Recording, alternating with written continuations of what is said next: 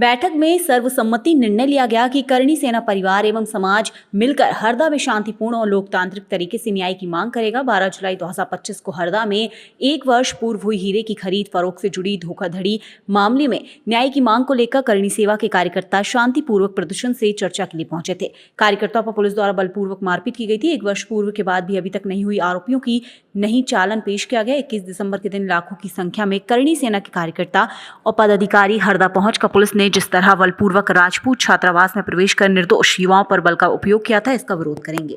आज करणी सेना परिवार की प्रदेश स्तरीय बैठक थी, जिसमें सारे ही प्रदेश के और जिले के और तहसील के पदाधिकारी उपस्थित हुए थे। अभी बैठक चली रही है। हरदा जो 21 दिसंबर को आंदोलन होने वाला है, उस आंदोलन को लेकर रूपरेखा बनाने और उसकी गतिविधियों को लेकर बैठक। क्या कुछ करने वाले 31 दिसंबर को?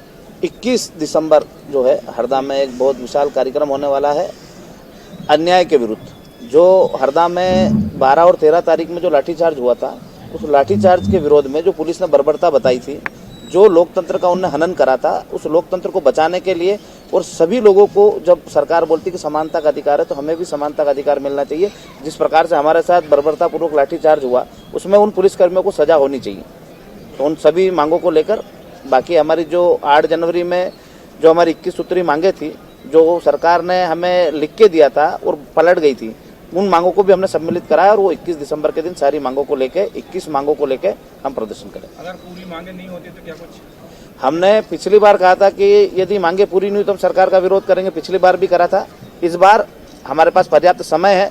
हम यदि हमारी मांगे पूरी नहीं की गई तो हम इस बार राजनीतिक रूप से सरकार का विरोध करेंगे और अपने कैंडिडेट उतारेंगे। हम तो जनता को ये बताना चाहते हैं बार बार कि सरकार किस प्रकार से अधर्म कर रही है और हमारी लड़ाई अधर्म और अन्याय के खिलाफ है।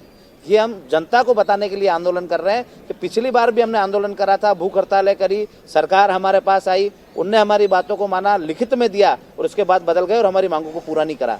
और आज फिर जब हमारे साथ अत्याचार हुआ है, अन्याय हुआ है, तो हमने फिर सरकार से गुहार लगाई कि जो हमारे साथ अत्याचार और अन्याय हो रहा है, जिस प्रकार से पुलिस निर्भरतापूर्वक लाठी डंडे बरसा रही है, हमारे कार्यकर्ताओं को मार रही है, हमारे ऊपर भी जान से मारने की कोशिश कर रही है, तो इनके ऊपर जो पुलिसकर्मी थे, इनके ऊपर कार्रवाई होनी थी।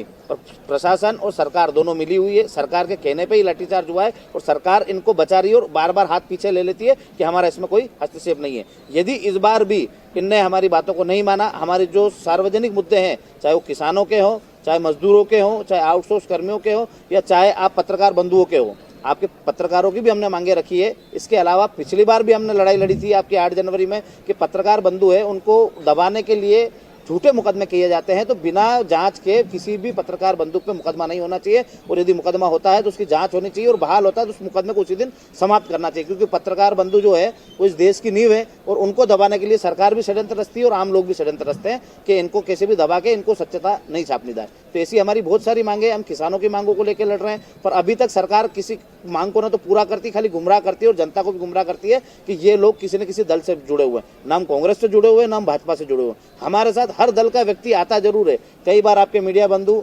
ये गलती से बताते हैं या कोई प्रोजेक्ट होके बताते हैं कि ये कांग्रेस का आंदोलन है, ये भाजपा का आंदोलन है। हमारा आंदोलन कभी भाजपा कांग्रेस का नहीं रहता है। हाँ, हो सकता है उसमें कोई भाजपा का व्यक्ति भी हमारे साथ हो, कोई कांग्रेस का व्यक्ति भी हमारे साथ हो, पर वो हमारी लड़ाई को देख के हमारे साथ आता है, न कि किसी दल को देख के। हम दोनों दल के साथ नहीं है। आप भी इसको प्राथमिकता से छापे कि हमारी लड़ाई किसी दल से नहीं है, न किसी दल के लिए है। यदि हमारी बातों को नहीं माना गया, नहीं समझा गया, तो इस बार जनता का दल उतरेगा, किसानों का दल उतरेगा, जो किसानों और जनता की बात करेगा और उनको जिता के भी लाएंगे और उस प्रदेश में बदलाव करेंगे।